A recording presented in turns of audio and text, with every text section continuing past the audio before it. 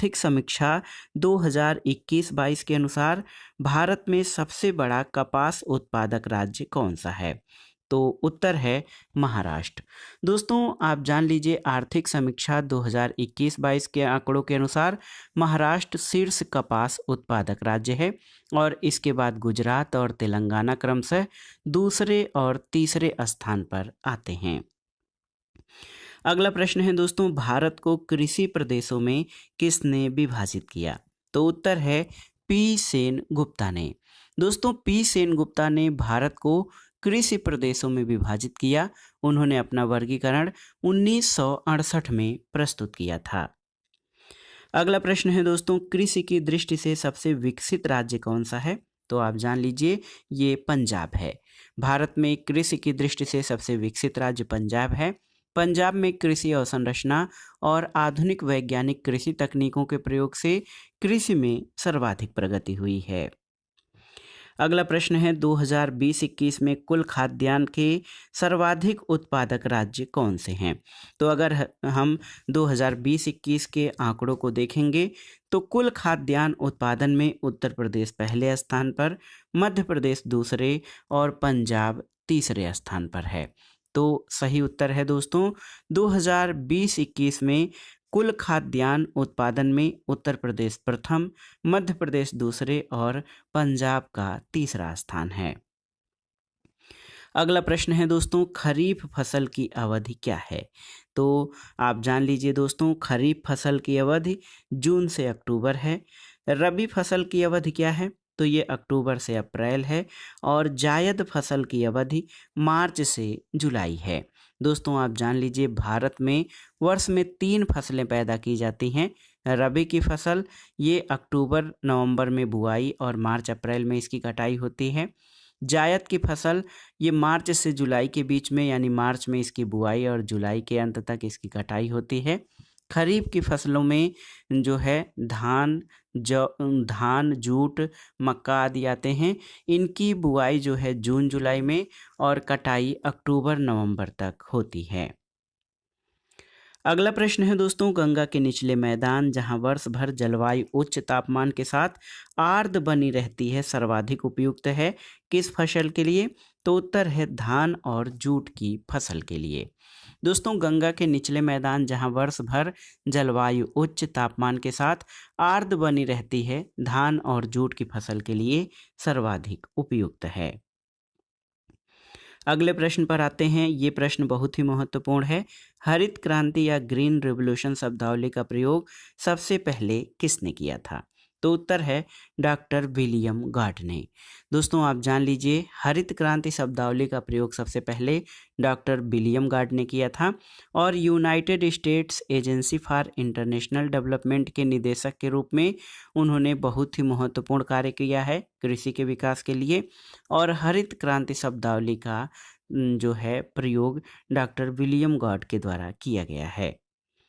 अगला प्रश्न है दोस्तों, हरित क्रांति से क्या अभिप्राय है? तो उत्तर है उच्च उत्पाद वैरायटी प्रोग्राम। आप जान लीजिए, हरित क्रांति से अभिप्राय उच्च उत्पाद वैरायटी प्रोग्राम के माध्यम से खाद्यान्न उत्पादन और उत्पादकता में वृद्धि करने से है। भारत में हरित क्रांति की शुरुआत 1966-67 से हुई और ये मुख्य रूप से पंजाब, हरियाणा और पश्चिमी उत्तर प्रदेश में सर्वाधिक सफल रही थी। अगला प्रश्न है, भारत में हरित क्रांति मुख्य रूप से सफल हुई है कहाँ पर? तो याद रखिएगा, मुख्य रूप से हरित क्रांति का जो सकारात्मक प्रभाव है वो पंजाब, हरियाणा और पश्चिमी उत्तर प्रदेश में सर्वाधिक रहा है।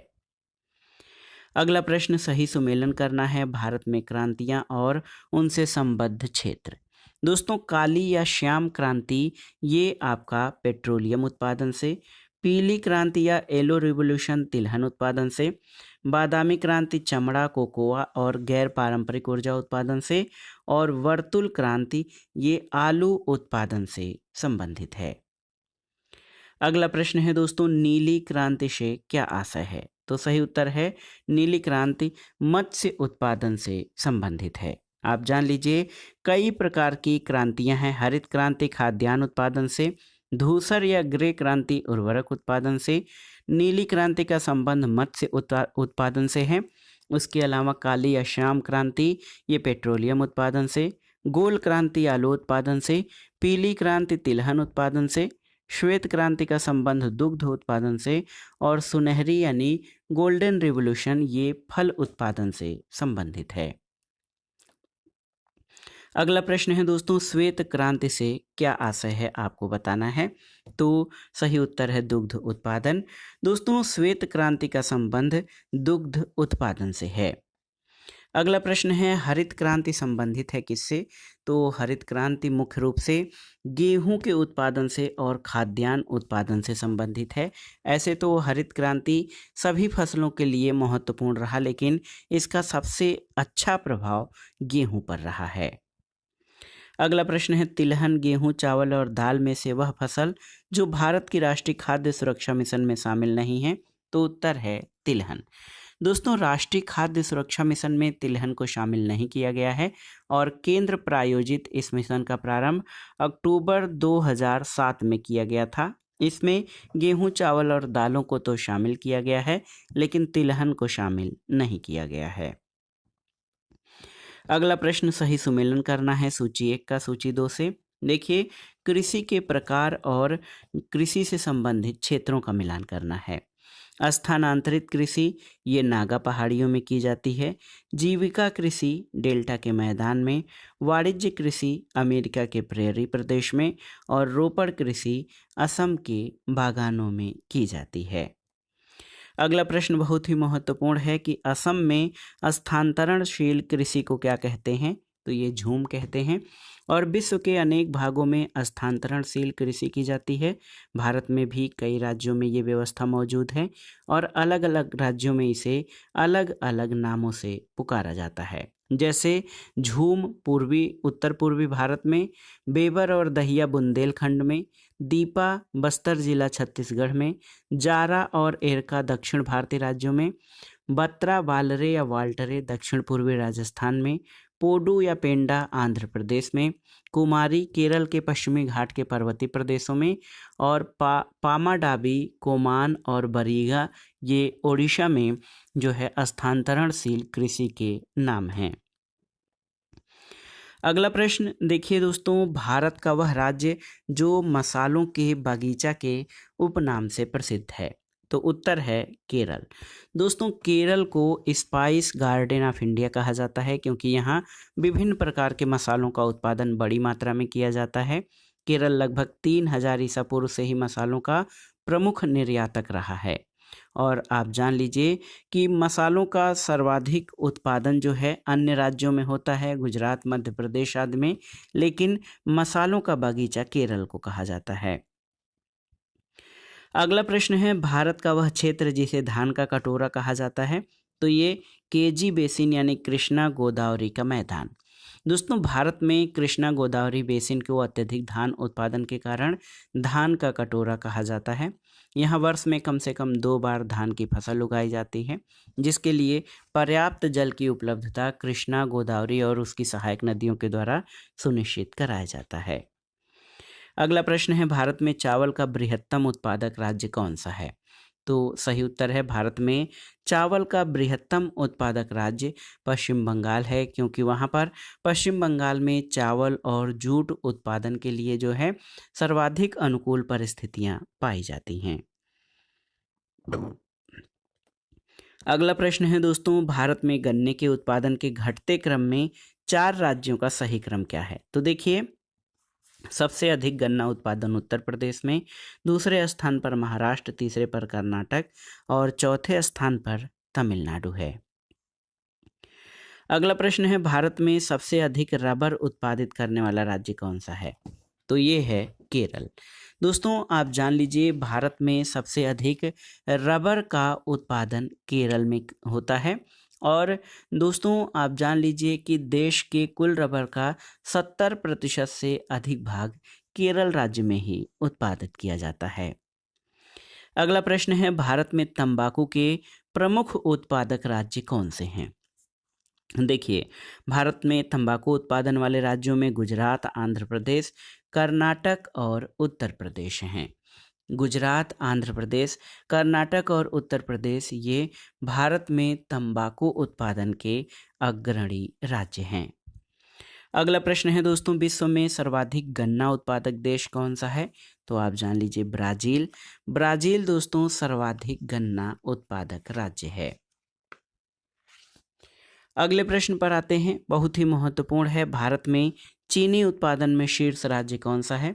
तो भारत में चीनी उत्पादन में उत्तर प्रदेश का जो है सर्वप्रमुख या प्रथम स्थान है। और दोस्तों भारत में चीनी उत्पादन के शीर्ष राज्यों में उत्तर प्रदेश, महाराष्ट्र और तमिलनाडु हैं। और चीनी उत्पादन में उत्तर प्रदेश शीर्ष पर है, महाराष्ट्र दूसरे स्थान पर है। अगला प्रश्न है दोस्तों, देखिए बहुत ही महत्वपूर्ण प्रश्न है आपके लिए। आप देखिए, मक्का का उद्गम स्थान या मूल स्थान क्या है आपको बताना है। तो सही उत्तर है लैटिन या उत्तरी अमेरिका। दोस्तों मक्का जो है ये उष्ण और उपोष्ण कटिबंधीय जलवायु का पौधा है और इसका उद्गम स्थल दक्षिणी अमेरिका है। संयुक्त राज्य अमेरिका मक्का का सबसे बड़ा उत्पादक देश है। इसके अलावा चावल, गन्ना, आम भारतीय मूल की फसलें हैं। अगला प्रश्न है दोस्तों, गंगा घाटी में चावल की गहन कृषि के लिए उत्तरदायी कारक कौन से हैं? तो आप जान लीजिए गंगा घाटी में निम्न समतल भूमि, नवीन जलोढ़ मृदा और पर्याप्त श्रम आदि उपलब्ध है। और ये गंगा घाटी में गहन चावल की कृषि के लिए सबसे उत्तरदायी परिस्थितियां हैं। गंगा घाटी में चावल की गहन कृषि के लिए निरंतर वर्षा का कारक उत्तरदायी नहीं है। गंगा घाटी में निरंतर वर्षा नहीं होती, बल्कि यहाँ वर्षा वर्ष के कुछ ही महीनों में होती है। लेकिन यहाँ की भूमि समतल है, उपजाऊ है, नवीन जलोढ़ मृदा है और यहाँ पर पर्याप्त श्रम उपलब्ध है। और आप जानते हैं धान की खेती में बहुत अधिक श्रम की आवश्यकता होती है। अगला प्रश्न है दोस्तों, गंगा के मैदान में ज़्यादातर किसान जिस प्रकार की कृषि करते हैं वो क्या कहलाती है? तो वो गहन कृषि कहलाती है। अगला प्रश्न है दोस्तों, भारत में सबसे बड़ा कॉफ़ी उत्पादक राज्य कौन सा है? तो ये है कर्नाटक। भारत में कहवा की 2 प्रमुख किस्में उगाई जाती हैं और कॉफ़ी का सर्वाधिक उत्पादन करने वाला राज्य कर्नाटक है। और दोस्तों 2020, 21, 22 के आंकड़ों के अनुसार देश के कुल उत्पादन का 70% के लगभग कॉफ़ी कर्नाटक द्वारा स्वयं उत्पादित किया जाता है। कॉफ़ी उत्पादन में जो है केरल और तमिलनाडु जो है वो अन्य राज्य हैं। अगला प्रश्न है दोस्तों, आप जान लीजिए कि भारत के योजना आयोग द्वारा प्रस्तावित कृषि जलवायु प्रादेशिकरण के आधार क्या थे? तो ये उच्चावच, तापक्रम और वर्षा। बहुत ही महत्वपूर्ण प्रश्न है दोस्तों। भारत में योजना आयोग ने मृदा प्रकार, वर्षा, तापक्रम, जल संसाधन, उच्चावच आदि सामान्य कृषि जलवायु कारकों के आधार पर पूरे देश को कुल कितने कृषि जलवायु प्रदेशों में? तो उत्तर है योजना आयोग ने दोस्तों उच्चावच, तापक्रम और वर्षा आदि के आधार पर पूरे देश को जो है 15 प्रमुख कृषि जलवायु प्रदेशों में विभाजित किया है। अगला प्रश्न है, भारत में फूलों का सर्वाधिक उत्पादक राज्य कौन सा है? तो ये राज्य है तमिलनाडु। दोस्तों फूलों का सबसे बड़ा उत्पादक राज्य तमिलनाडु है। और देखा जाए तो आप देख सकते हैं दोस्तों कि केरल में बहुत कम फूल उत्पादन किया जाता है। आंध्र प्रदेश सर्वाधिक उत्पादक प्रदेश है, जबकि फूलों की खेती के अंतर्गत सर्वाधिक क्षेत्र केरल का है। जो आंकड़े नवीनतम आंकड़े हैं उसमें आप जान लीजिए कि आंध्र प्रदेश सर्वाधिक फूल उत्पादक राज्य है। अगला प्रश्न है, राष्ट्रीय बंजर भूमि विकास परिषद की स्थापना कब हुई थी? तो ये 1985 में। राष्ट्रीय बंजर भूमि विकास बोर्ड की स्थापना 1985 में पर्यावरण और वन मंत्रालय के अंतर्गत की गई थी। इसका मुख्य उद्देश्य देश में बंजर भूमि का वनीकरण और वृक्षारोपण के तहत जो कार्यक्रम है उनके माध्यम से लाभकारी इस्तेमाल करना था। जुलाई 1992 में राष्ट्रीय बंजर भूमि बोर्ड का पुनर्गठन करके इसे ग्रामीण विकास मंत्रालय के अंतर्गत नवसृजित बंजर भूमि विकास विभाग में रखा गया। और उसके बाद 1999 में बंजर भूमि विकास विभाग का नाम परिवर्तित करके भूमि संसाधन विकास कर दिया गया। अगला प्रश्न है दोस्तों, ऑपरेशन फ्लड किससे संबंधित था? तो आप जानते हैं ऑपरेशन फ्लड जो है ये व्हाइट रेवोल्यूशन या श्वेत क्रांति से संबंधित है। ऑपरेशन फ्लड शहरों में दूध की उपलब्धता में सुधार करने के लिए था, जो 1970 में प्रारंभ हुआ था। ऑपरेशन फ्लड ने डेयरी उद्योग से जुड़े किसानों को उनके विकास को स्वयं दिशा देने में सहायता दी थी। इसका प्रथम चरण 1970-80 तक, द्वितीय 1981 से 85 तक और तृतीय चरण 1985 से 1996 तक चला था। अगला प्रश्न है दोस्तों, भारत का विपुल दुग्ध उत्पादक राज्य कौन सा है? तो आप जान लीजिए भारत में बहुत अधिक दुग्ध उत्पादक राज्य में उत्तर प्रदेश है। और आप जान लीजिए उत्तर प्रदेश के बाद राजस्थान दूसरे स्थान पर है। अगला प्रश्न है दोस्तों, भारत में सर्वाधिक मत्स्य उत्पादन में संभावना है कहाँ पर? तो ये उथले महाद्वीपीय मग्न तटों में मत्स्य उत्पादन में सर्वाधिक संभावना है, क्योंकि आप जान लीजिए देश को लंबी तट रेखा और 5.3 लाख वर्ग किलोमीटर महाद्वीपीय मग्न तट क्षेत्र प्राप्त है, जिससे प्रतिवर्ष 10 मिलियन टन से अधिक मछली का उत्पादन किया जाता है। तो याद रखिएगा भारत में सर्वाधिक मत्स्य उत्पादन उथले महासागरीय मग्न तटों से इसकी संभावना है। अगला प्रश्न आपके लिए कथन और कारण से संबंधित है। कथन है पंजाब, हरियाणा और उत्तर प्रदेश भारत में गेहूं उत्पादन के आदर्श राज्य हैं। और कारण है इन राज्यों में सुअपवाहित उर्वर भूमि, बुआई के समय 10 से 15 डिग्री सेंटीग्रेड तापमान और लगभग 75 सेंटीमीटर वर्षा जैसी भौगोलिक दशाएं मिलती हैं। तो सही उत्तर क्या हो जाएगा दोस्तों? बहुत ही महत्वपूर्ण प्रश्न है, आप जान लीजिए कि इसमें कथन और कारण दोनों सही हैं और कारण कथन की सही व्याख्या करता है।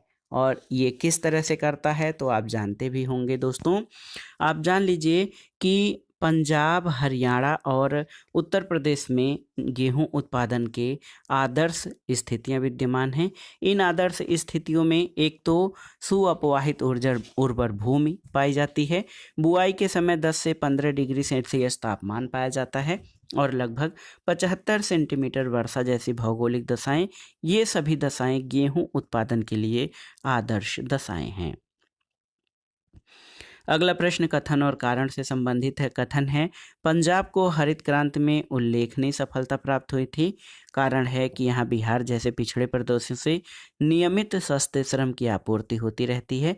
तो ये आपका सही नहीं है, यानी कथन सही लेकिन कारण गलत है। आप जान लीजिए दोस्तों कि पंजाब को हरित क्रांति में उल्लेखनीय सफलता प्राप्त हुई है, लेकिन इसका कारक सिंचाई की सुविधा का उपलब्ध होना, उन्नत किस्म के बीजों उर्वरकों का प्रयोग, कृषि में यंत्रीकरण आदि हैं। अगला प्रश्न है दोस्तों देखिए, और ये इस वीडियो का आखिरी प्रश्न है, कथन और कारण से संबंधित है। कथन है कि उत्तर प्रदेश के मैदान में वर्षा की मात्रा पूर्व से पश्चिम की ओर घटती है। कारण है कि उत्तर प्रदेश गेहूं का बृहत्तम उत्पादक है। तो आप जान लीजिए कथन और कारण दोनों सही हैं, लेकिन कारण जो है कथन का सही स्पष्टीकरण नहीं करता है।